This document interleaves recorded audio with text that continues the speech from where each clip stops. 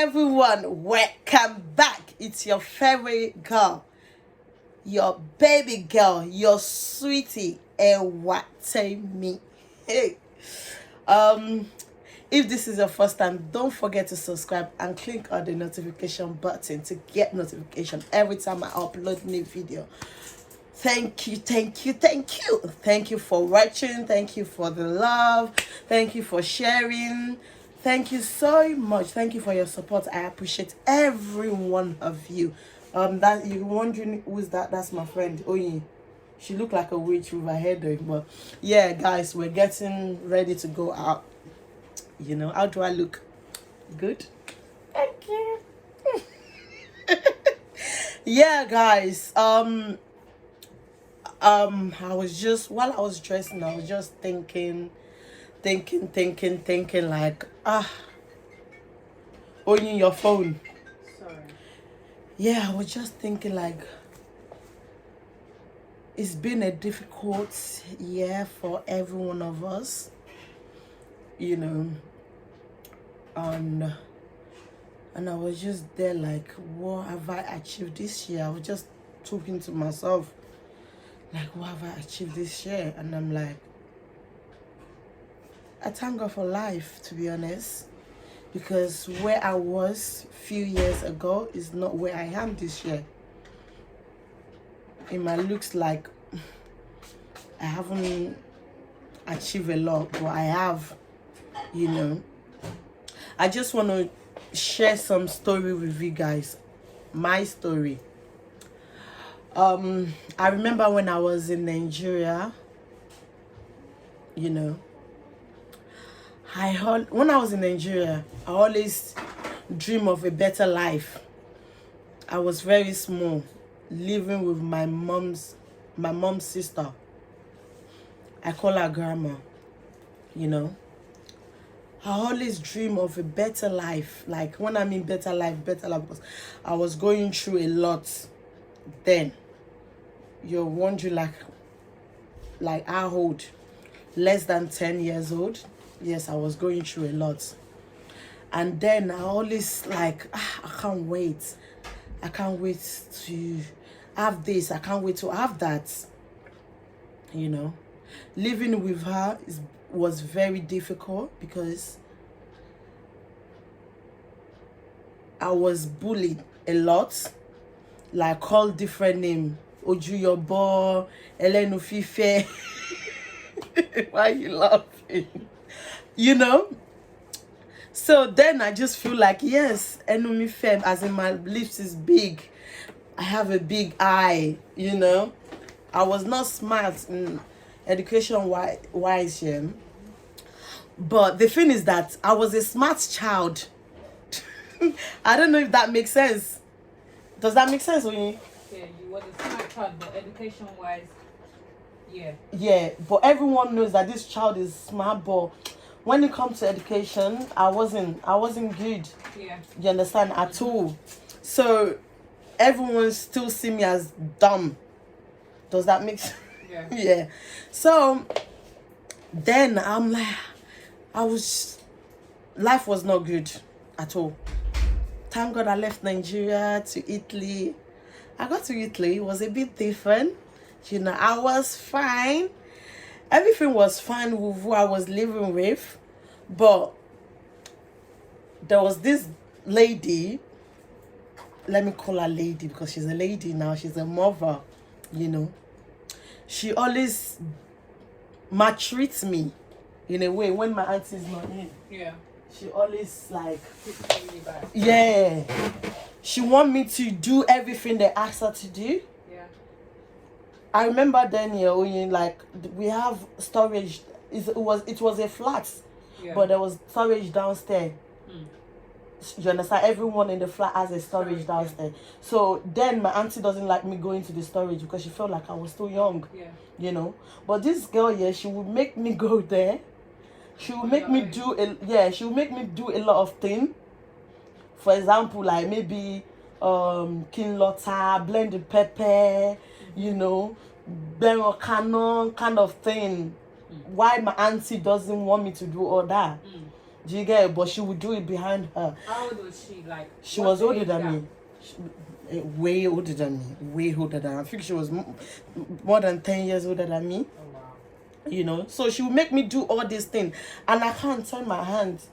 You know, so I always just, sometimes I would just cry and cry and cry, and I always like, man, muko bossing one kidney to another. You know, it was a bit better, yeah, but It could have been better. it could have been better, you know. So yeah, I left Italy to UK thinking, okay, things will be better, but it was worst, as in worst, you know.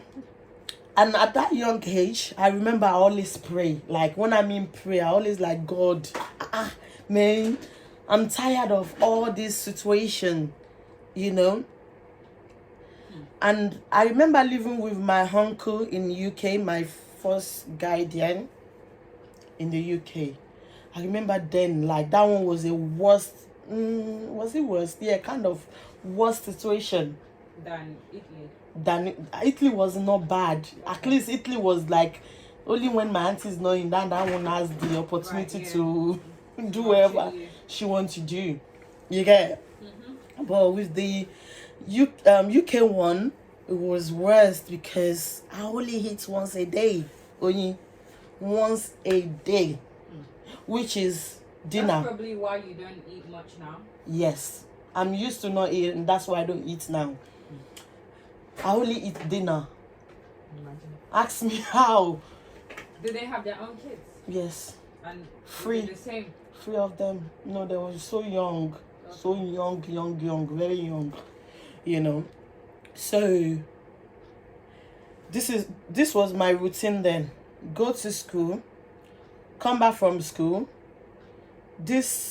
My uncle's wife will always look for somewhere for me to go. Like to go and buy something. If I don't go to Bristol, I'll go to Old Kent Road. I'll go to Elephant and Castle to go and buy something that's probably not needed. Where were you living then? Elephant and Castle. Okay. And you know, there's always traffic in those area. Yeah. So by the time I get back, most of the time it's already dinner time. So I will eat dinner. Yeah. You know, and after dinner, then it's bed. And I don't eat breakfast, so I'll go to school without food.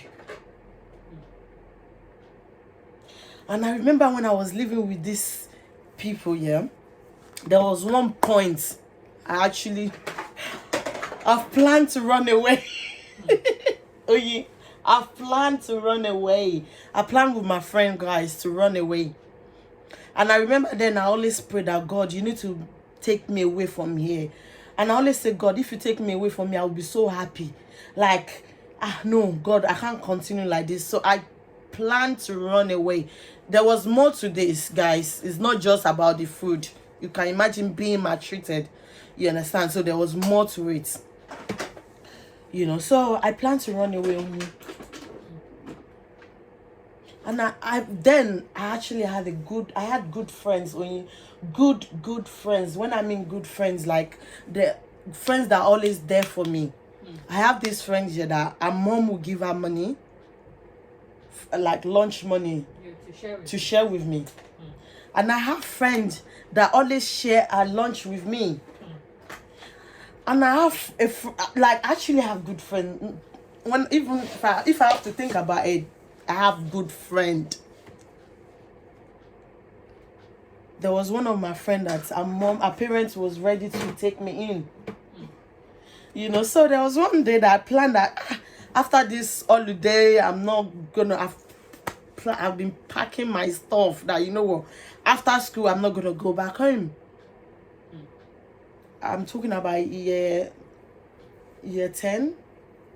Yeah, in year 10. You know what, I'm not gonna go back home. There's no way I can cope with this. You know when you think like you can't cope, like I can't cope. And then when I was living with these people, I wasn't able to talk to any of my family. Nobody. Even sometimes when my auntie called, this lady would sit in front of me like I'm there. So she's listening to everything I'm saying. Or sometimes she'll just tell them that I'm not in while I'm just there in front of her. She'll just say, oh, probably, oh, I'm sleeping. And I remember when there was one point that I sleep on the floor. On the floor. She'll say like, oh, and the thing is that this lady's child always want me to sleep next to her. But her mom was like, no. I can't sleep next to her. So I sleep on the floor. On the floor during the winter and summer. So my point here of this whole story is that yes, I just thank God that I'm a better person. Like God has been taking me from one place to another. You know, so I'm not where I was a few years ago. I remember a few years ago that I would cry and ask God question. You know, I always ask my mom's question too, self. You know, like, why did you born me when you know you will not stay to look after me? You know, I always say, God, why do you have to just take my mom? There's been so many times that I've tried to take my life, but God just like, you know what, you're not going nowhere. You're staying. You know, so I might not have a car today, I might not have millions in my account, but man, I have peace. So much to be thankful for. There's nothing I want to eat today that I can't buy, only if I don't want it. There's nothing I want that I won't say, yes, let me buy it. There was one time that I don't have clothes. There was one time that I have to shoplift clothes. Food. There was one time that I have to sleep in one people's house to another. There was one time that I slept at the bus stop. You know, so I thank God today. Look at me. You know, so Yoruba people ní pé kò sí tí ìgbín ṣe lè slow sí ó máa débi tó ń lọ. There's no how a snail is slow. That snail will get to its destination. No matter how slow you are, no matter how slow your journey is, the progress of your journey, you understand? You will get to your destination. And I always tell people, like, if you know what I've been through, man, you will not envy it. Because if you want to envy me, you can't. No. Just pray that you should go through what I've been through. Just pray for it. You know, so please, let's just thank God. I'm sure if you think deeply, if you think deeply, you will know how to thank God. So I just want us to think deeply. Just sit down and just think. Think. And you will see that God has been great. God has been good. It's been marvelous. So I thank God for my life. You know, I'm not there yet, but I know that God, you understand, that did it back then. Now, He would do it again. He would do it. And I'm sure He would do the same thing for you. You just need to thank God. It's like God is like we human in a way. Like if you do something for someone and that person doesn't thank you, you feel offended by it, Abby. Yeah. You know, so God is like that. Exactly, you want to do it again. Like, and that's how God is. So you can imagine when God does something for you and you don't thank him. You don't even acknowledge him. You don't even see that, oh, it's God that did it. You just feel like, yes, it's you. No, it's not you, mate. There are people that's better than you. I'm always saying that I'm not better. I'm not perfect. I'm far from perfection. You know, I'm not close to perfection at all. I'm not. I'm worst. But God is, I don't know what God likes about me. That He just keep blessing me. He just keep helping me. You know, so don't feel like, oh yeah, you're better to you. Like, no, it's you. You're doing it. You're smart. That's why you like, because you're smart. That's why you're doing what you're doing. That is right. No, it's not because you're smart. There are people out there that are smarter than you. So let's just thank God. Those times when I was in Nigeria, I was less than 10 years old. I would go from Ikeja to Agege all by myself. My grandma, my mom's sister, I call her grandma, like I say. She has a shop. She sells plastic. Yeah. She sells plastic. Dozen. So imagine a child of less than 10 years old. Shop. I'll be the one to open the shop and stay there all day. I